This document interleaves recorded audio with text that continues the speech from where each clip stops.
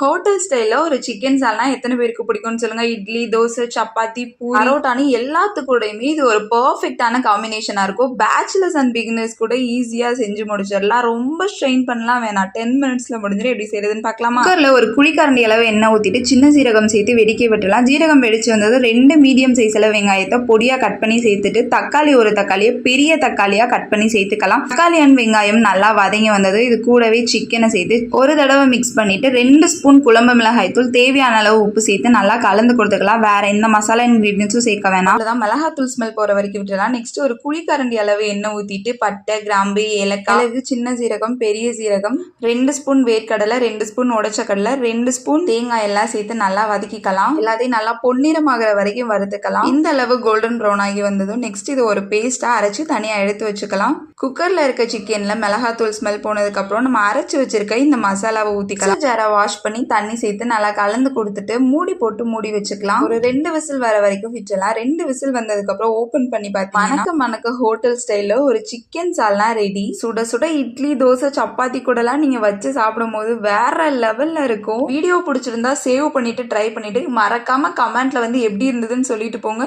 மறக்காம கண்டிப்பா ட்ரை பண்ணி பாருங்க. கியூட்டிஸ் அல்ட்டியா இருக்கும்.